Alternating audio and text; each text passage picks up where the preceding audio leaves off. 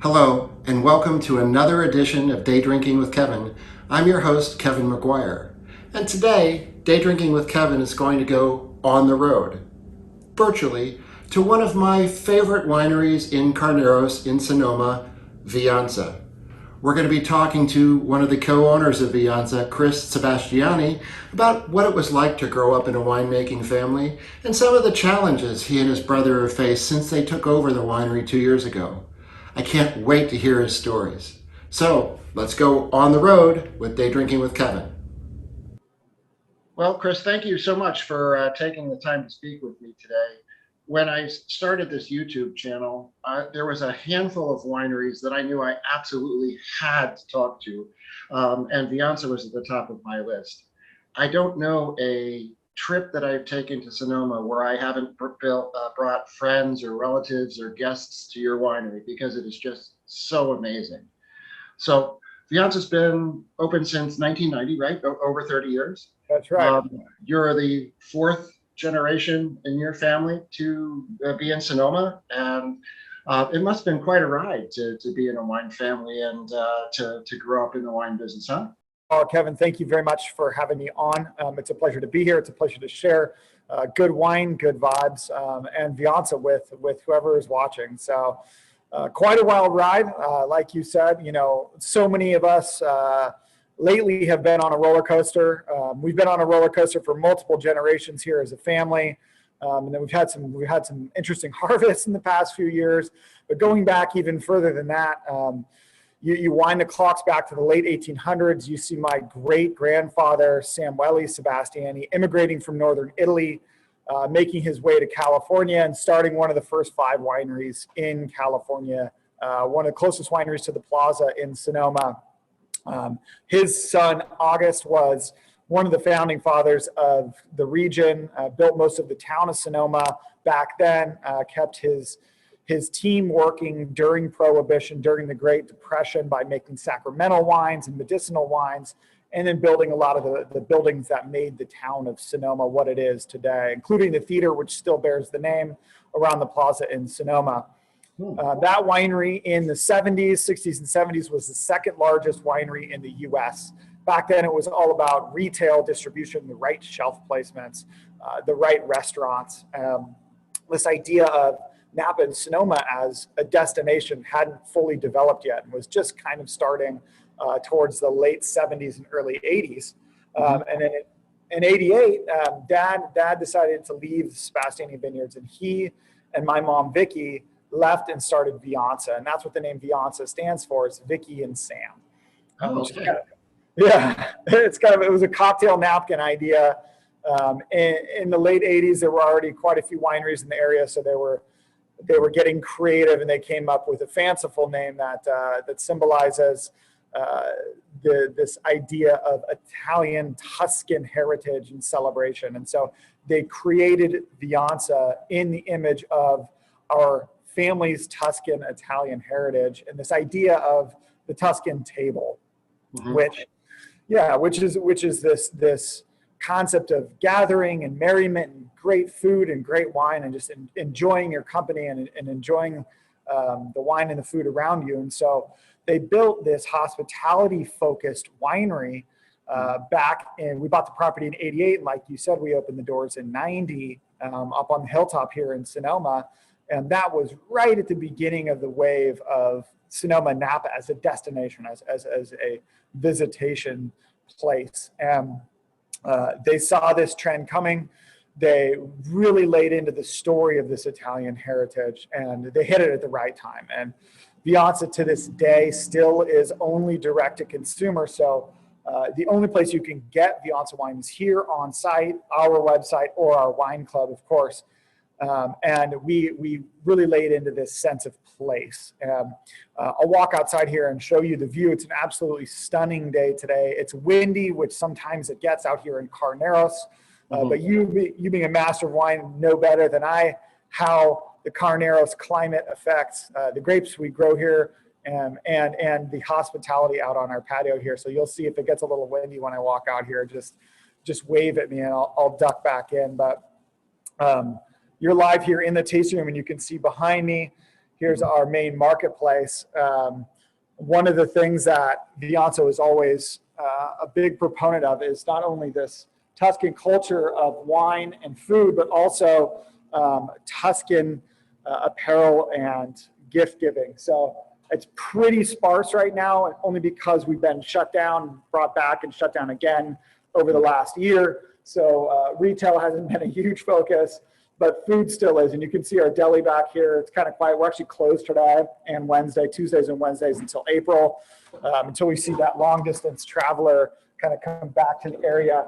To continue the story, that was the property, a touch on that, but also this idea of rebirth and reacquisition of Viansa. So we built this winery. It was one of the first wineries to have a wine club.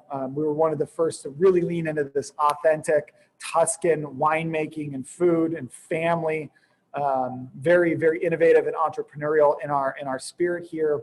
And so we grew into one of the larger direct-to-consumer wineries in the late 90s and early 2000s. And then I left for college. I was the last kid out of the house. And when I left, mom and dad decided they were done with the business. They were through with it. They sold the business. They got divorced, and Viansa was out of the family. And it changed hands a couple times in a span of 14 years until 2018, where my brother John got his start in business as the president of Viansa back when my parents owned it.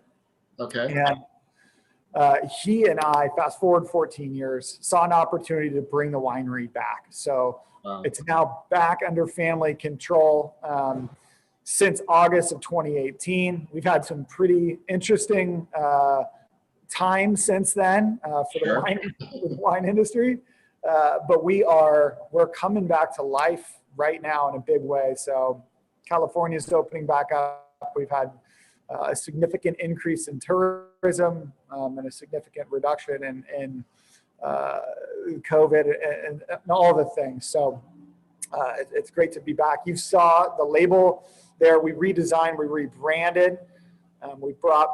Absolutely. We brought back in this concept of the fourth generation, where you see those 4 lines on the left side.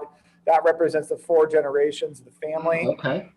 And then that one line, the singular line on the right, is kind of this new direction of Viansa based in the heritage of those 4 generations of Sebastiani families at the bottom of the V, kind of where it connects. So that's a symbolism for that. Okay.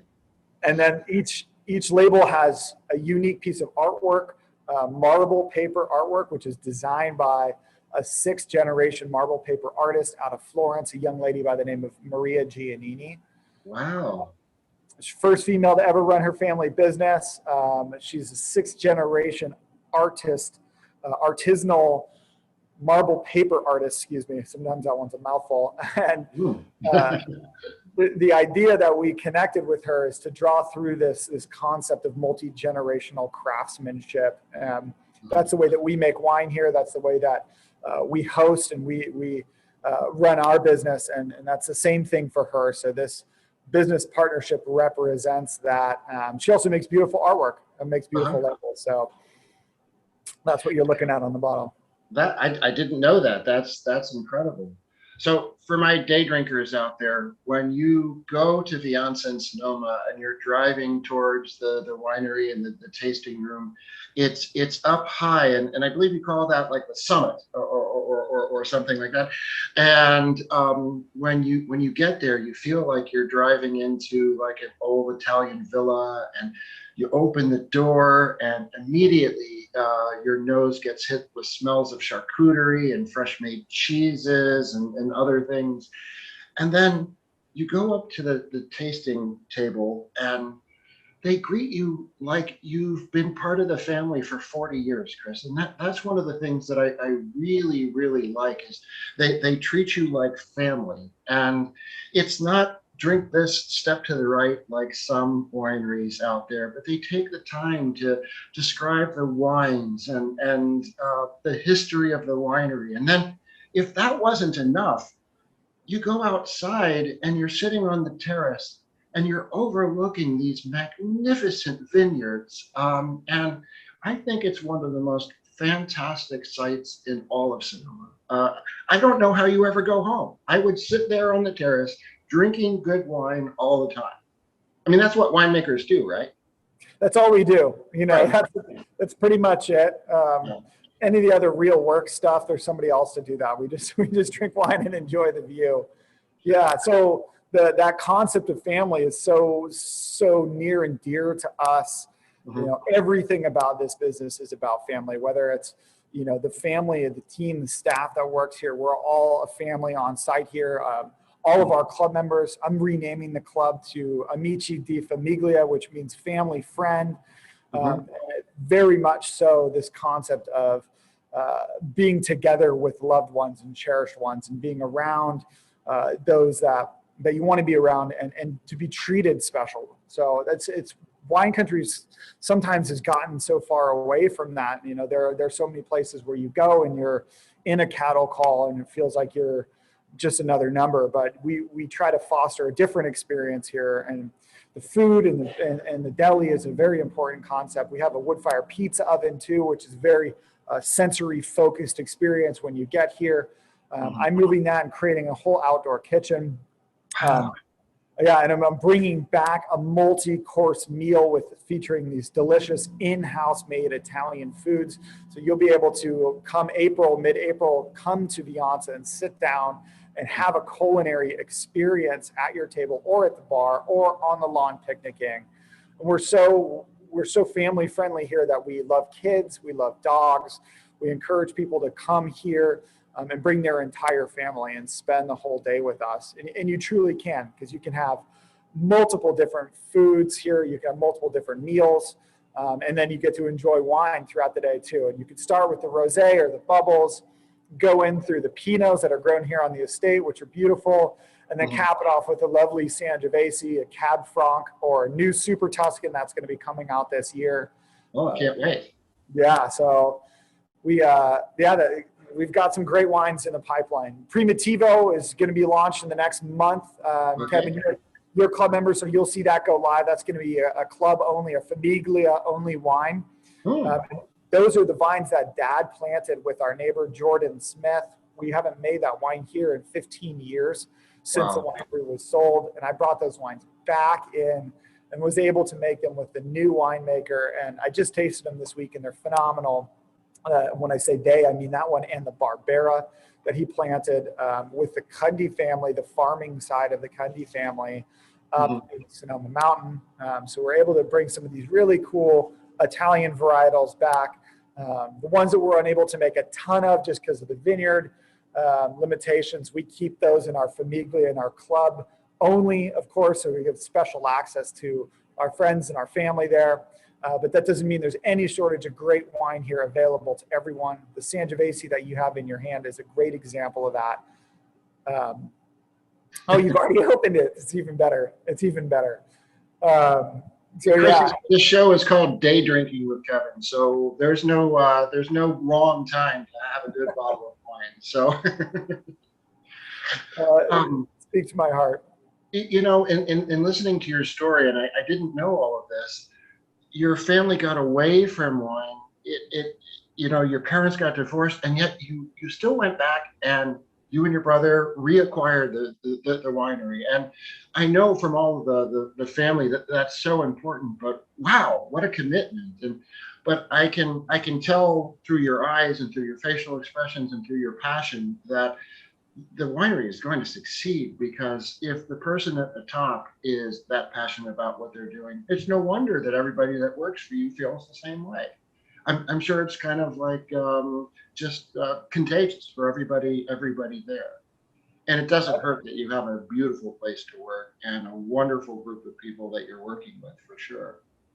Absolutely. In all of your years of being in the wine industry and the wine, normally I ask people, well, what was the single event that caused them to want to be in the wine business? But you were kind of born into it. So I think what I'll ask you is there a special vintage that you're proud of, or a special bottle that you're proud of, or a special moment wine related that you could share with my listeners? It's a great question. One I don't often get, actually. I have to think about it. So there's been a series of moments, and this saga of our family and the wine industry in general has gotten so passionate in the last few years for a lot of reasons. That this idea of resilience and this idea of perseverance and rebirth is a common theme that I like to talk about and pay credence to here, not only just at Viansa, but the wine industry in California in general. Absolutely. And we were redesigning. I was redesigning with an Italian label and bottle and glass designer, Mario De Paolo, a very, very talented gentleman. We were redesigning the Cielo tier, and Cielo means summit or height or ethereal, kind of this overarching sky concept, which is our ultra premium level wine. It hasn't even been released yet because it's taken that long to make the wine since I came back. Designing the package has been in and of itself a tremendous saga. And we finally got it to the point where I think we nailed it this last week, within a matter of the last few days. And some of the design themes on these bottles, drawn through the varietals that are in them, speak volumes about the story of the family saga. And to me, that was incredibly meaningful and will continue to be meaningful, especially as I'm able to share those stories with my team and with our guests and with all of our family members. Just seeing people make that connection and that pull through to not only the multi-generational piece, but the rebirth of Viansa and the reacquisition of it to our family. That's what keeps me going. There's plenty of challenges, especially lately, and everybody me especially needs to remember these meaningful moments and these drivers in my life, and this ability and this tremendous honor to be able to share that multi-generational story and the craftsmanship of the winemaking with everybody that comes through Viansa or connects via Zoom or watches us on video is something very special for me. And I hope that translates to everybody who gets to join. So yeah, that's a moment for me, for sure. Well, absolutely. And for those day drinkers out there, if you have the opportunity to go to Sonoma, I want you to commit to going to the Viansa Winery, because you're going to have an experience like no other. Not only do they have fantastic wines and quite honestly, some unique grape varietals. I mean, you don't go to Sonoma necessarily to try Sangiovese or some other Italian grape varietals that you have there. And I think you guys go out of your way to make sure that that's a product that differentiates you from other people in the industry, for sure.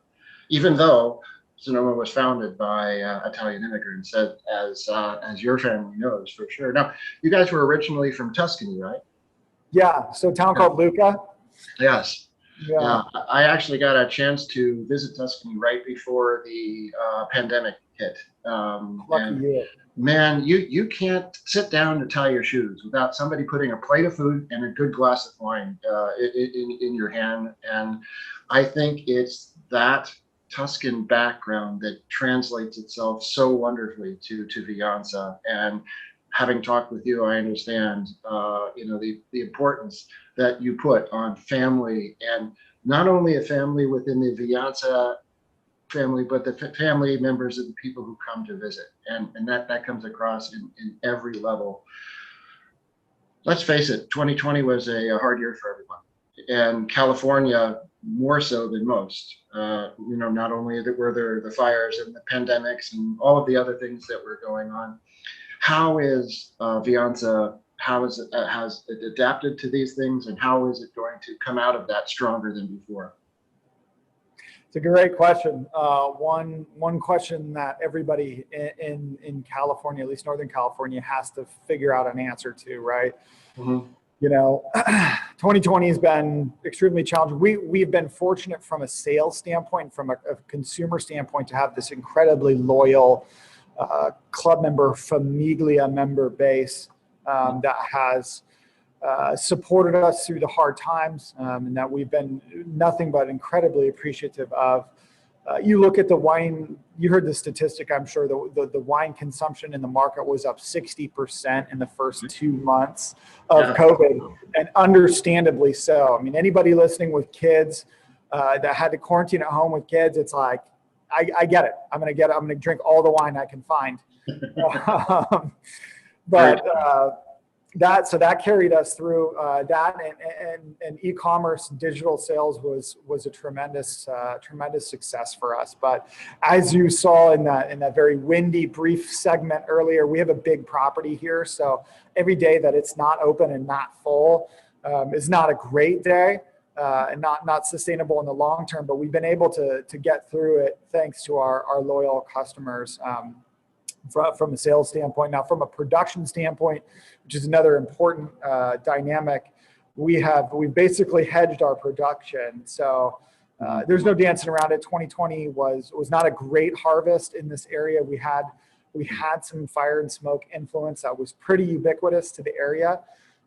Here at Viansa, and most respectful producers, of which we call ourselves, just won't make wine if there's any chance that it's not going to be at the quality level that we have promised, and we very, very much so live by that. So you'll see a fewer number of 2020 vintage wines on the market, across the board. That's going to be a reality, and the ones that we produce here have been through rigorous testing. They taste phenomenal, and they're going to be amazing wines. So anything that is not at that quality standard that we've established, we just won't make. So we'll find other vintages. We'll do other cool things like further age and improve the quality of the varietals that can handle it from 2018 and 2019.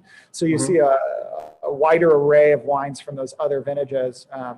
We're doing some barrel aging programs, so some further barrel aging programs. So you'll see some stuff like our Cabernet come out in subsequent years. That's going to be a little bit older, a little bit more refined. So we've pivoted across all production points, and sought wine where we could find good quality wine. And a lot of that was able to come from our own internal coffers, so to speak, with wine that we had already planned to produce in barrels. So one of the good things, one of the unintended good things, is that we were somewhat slow here on property. Not somewhat, we were definitely slow during 2020. So we didn't go through as much wine as we planned. So we now have more wine to help carry us forward, which is great. And, a lot of those wines, most of those wines are just going to continue to get better.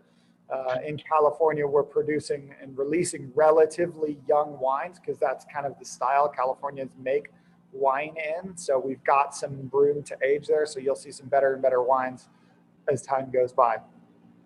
I hadn't actually thought about that, but that makes a lot of sense. Well, if our users wanted to join your wine club, how do they do that? Great question. So our website outlays the information very, very clearly. The important points of the club is there's quite a bit of benefit to being a member. The first and foremost is access to those exclusive wine releases. You're part of the family. You're part of what makes Viansa. You also looped into the communications about all the exciting things that are coming, not only wine releases, but us coming back to life here on the property. And so we have a number of in-person and virtual events that we're hosting. I have one on Thursday this week, that's 2 days from now, a virtual at-home aperitivo hour program, which my wife Robin and I have cultivated.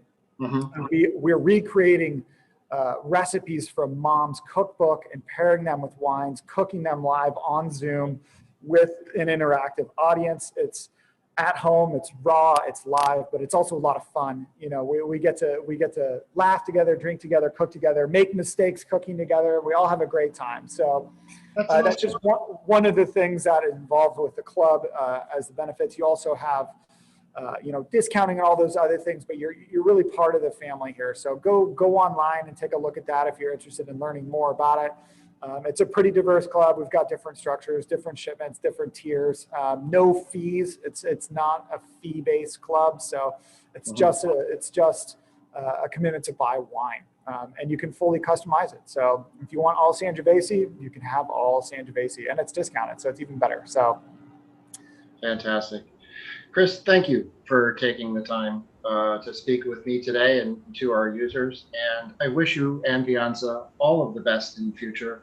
And next time in Sonoma, I will be sure to look you up because, again, Viansa is one of my go-to places. And I wish you and your family all the health and happiness in a better 2021.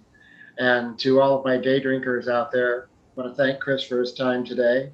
And hopefully we will see you around very, very soon. So thank you very much. well, thank you, Kevin. I appreciate that. Thank you for joining me. Thank you for having me on here. Your time is very much so appreciated. So I look forward to hosting you and anybody who's watching this video here on the summit when we open back up. And then, of course, come visit us online. And feel free to reach out to us at Viansa if you want to set something up. We'd be happy to personally host you myself or any one of my family team members here. So appreciate the time, Kevin. Fantastic, Chris. Thank you very, very much. Chris, thanks so much for sharing those really entertaining stories about what it was like to grow up in a winemaking family and all of the interesting things that are going on in Viansa. If you liked this episode, please don't hesitate to give us a thumbs up and subscribe for free at Day Drinking with Kevin. If you have any ideas for future episodes, or if you'd like me to go on the road to another winery, send me an email at daydrinkingwithkevin@gmail.com. Until next time, I say, salute.